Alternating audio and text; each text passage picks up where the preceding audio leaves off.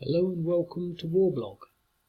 This is a development video because I've been developing things for quite a while now, and I've done the air superiority system, which has been sort of in the pipeline for a long time.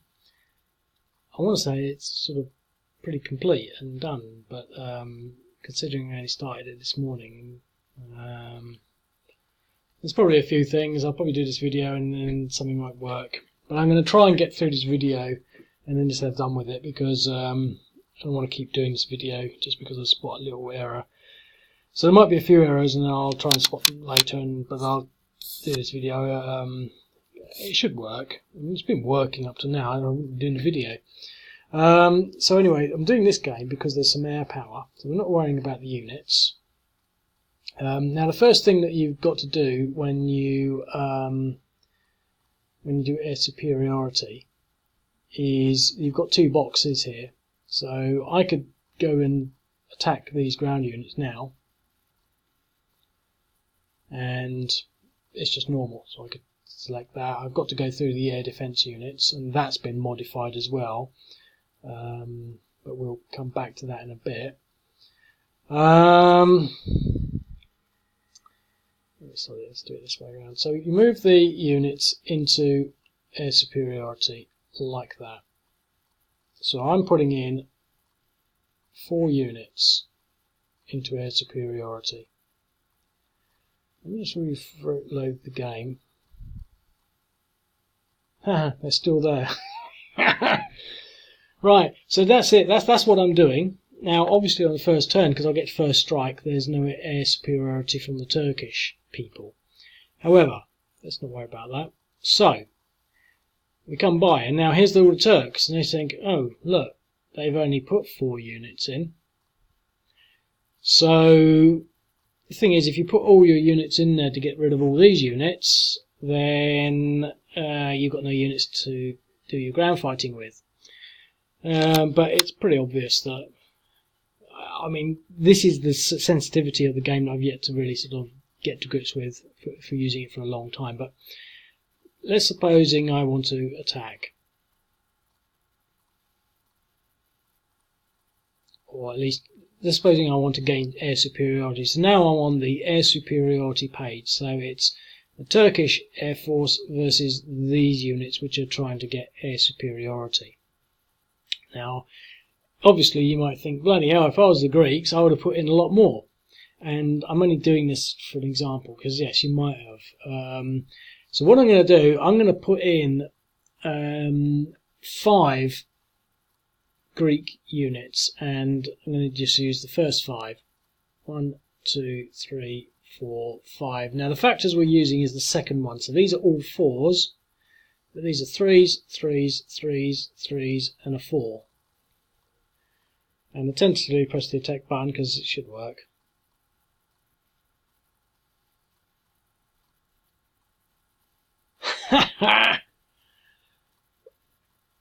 Right, well, in that situation, Greece has retained air superiority. So what happened, and I'm putting this up here, I don't like all these sort of stats and things, but I'm putting it up there, A, for me. Well, to be quite honest, I've got another little secondary report thing up here that's pages long. But this is sort of, it gives you a sense that you understand what's happened, as opposed to all of a sudden loads of things just vanish. The way it sort of works is, if we go back, what it does, it fights this unit, because these are the 5 units, it fights this one versus that, then this one versus that, then this one versus that. Now you've got to remember that some of these units would have been destroyed, except for this one versus that. But this one has to fight the next one in line. Now this is where it gets complicated from a programmer's point of view. You don't have to worry about this. But basically it will then fight this one if it's still there. Or if it's not there, it will then fight this one. And then after that, this one will then fight that one, that one, that one, etc. It just keeps going around until one side has got no more units left. So what happened here, in the first round, a Turkish F4 was fighting a Hellenic Air Force Mirage, and the result was the defender was aborted. DA, Defender aborted. So the Hellenic Air Force unit was aborted. The next round was Turkey F4 versus Hellenic Air Force Mirage, and the attacker was eliminated. Now, just to put that into perspective, you can see the numbers here. So this is how it works. They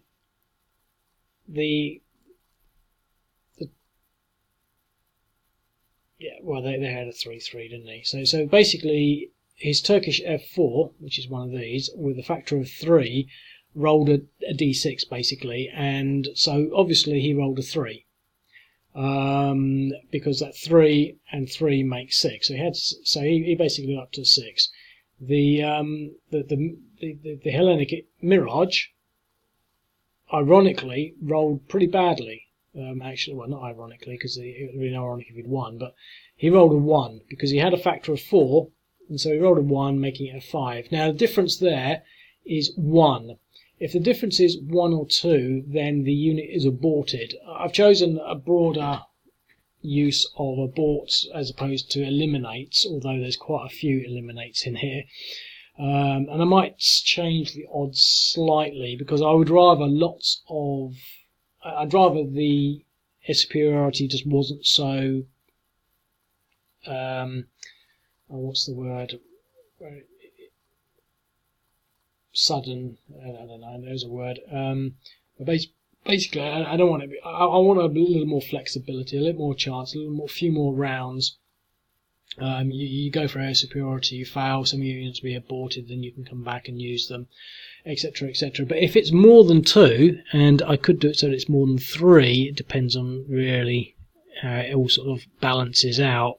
But basically, at the moment, if it's more than 2, it's eliminated. So here, the difference was in the defender's favour, more than 2, so the attacker was eliminated. Here, the difference was only 1, so the defender was aborted. And here again, the attacker was eliminated.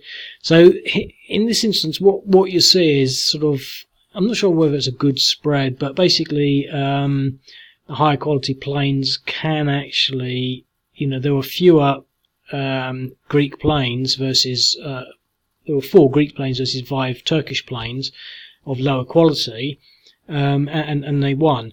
So that's that. So you get to see sort of, how many rounds it went through. This was a standoff. So if both people rolled the same number, so that was a standoff at 8, and that was a standoff at 10, both rolling 10.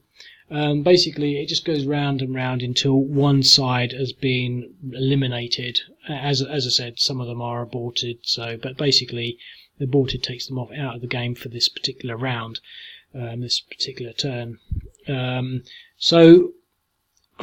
The Greek forces have maintained air superiority, and so now the thing is, having air superiority is not everything. So what does air superiority mean once you've got it? Obviously it's expensive getting it, but once you've got air superiority, this is what it means. This unit will provide air cover for all of these ground units now. So if I go in here and try to attack this unit, this block here, what you'll now see, oh no, you can't do that because he's a Turkish unit. I did it the other way around before. That's why I sort of half wanted to do it the other way around this time. But anyway, so basically what you'll see is I'm now going to attack this land stack, but you'll see that as well as the air defense units, which are quite a few, I've got this Mirage in there, and that will probably do quite a bit against these units. So I'm going to do one at a time, then 2 at a time to see what happens. In this case, I was able to go through and strike the units as normal. Did 0.6 on this leader. I'll have to take them out, I think. 0.05 on this armoured unit, and 1.2 on this engineering unit. So having air superiority is not everything. This is why I've sort of balanced it out. To be quite honest, I was going to do it so that you had to have air superiority in order to run missions, but to be quite honest, it's sort of, you don't really. But anyway, we'll do the next one. Okay, well, and that one was shot down. Now that's because he's adding his factors to the anti-aircraft thing. Now, what you've got to bear in mind here, there's actually quite a few units in here. I've been going through this. So these units, as ground fire, will have their own factor, which is actually not insignificant when you're dealing with this. You know, they could have had like a 5 or maybe even a 10 factor in total. This guy would be about times 5, so he'd be about 20, but these ones like 5, 10, 15, 20, 25. So that's 45. Let's suppose 10 for that. That's 55. So there's a 55% chance of getting an effect. Once you get an effect, then you have to roll to see whether or not you reduce the effectiveness of the units, whether they are aborted. So they go half effectiveness, quarter effectiveness, I think it's three-quarter, quarter, half, aborted, then shot down. So in this case, we've got the other end of the spectrum. And so what we're going to do again is we're going to do this. So basically, getting this, there's no risk now to this fighter. He can't be shot down. He's doing the air, he's doing his counter-air patrol, and I think it sort of works. So on this one got through and the other was aborted, and there you go. We've got 2 damage on that guy. So we've gone through and we've lost 1 unit, had 1 aborted. 2.6, 0.5, 1.2, 0, 0.8, 0, 0. So that is pretty much air superiority in a nutshell. There's now no other units for Turkey to try and do anything there. Now I can sort of beef my air. I can beef that up a bit. What happened there? Sometimes it goes a bit odd.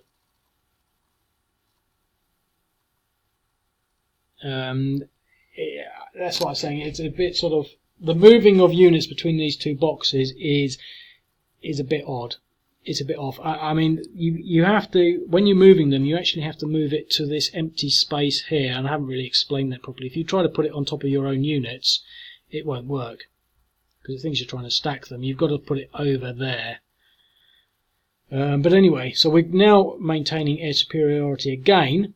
However, we've now got a little bit more. Now he can either go in there, and he's got 4s, 4s and 3s, and try and take air superiority out, or he can try and do his ground attacks, or he can keep his air force. Maybe he's got reinforcements coming in at some point. So that's pretty much air superiority. I think it should work. Just as an aside, it's not quite complete yet, but let's just, basically we now have different factors for bombers, aircraft and helicopters. So when I say that, different factors, what I mean is that they all attack and they do things normally, but for example, if I had a helicopter in this and I brought him into attack, let's take this, let's attack this stack. If I had a helicopter in there, these ground units would have a great multiplier. They'd have a really big chance of hitting that helicopter. These air defense units would have an even greater chance. And there is also a new unit called SAM, surface to air missile, and he'd have almost perfect chance. You'd have no chance with helicopters in the presence of SAM systems, and you'd also almost have no chance against these. So you've got 4 levels of offensive action now, but aircraft are a lot less immune to ground fire. They're subject to anti-aircraft AA guns. They're highly susceptible to surface-to-air missiles and also these. But bombers cannot be touched by the ground units, cannot be touched by air defense. That's AA, ACAC, 50 cows. But they can be got reasonably well with surface-to-air missiles, and they're very vulnerable to people that have got air superiority. So a lot has happened with the air defense, and so I'm looking forward to playing some unit, in particular the India-Pakistan or the Bangladesh war, where there was it was like a 6-day war, preliminary attack on the Pakistan Air Force, the Indian Air Force, but they ballsed it up. But basically big air wall. So I'm going to be looking for air wall campaigns now just to see whether it works. Okay, I'll speak to you later. Cheers, bye.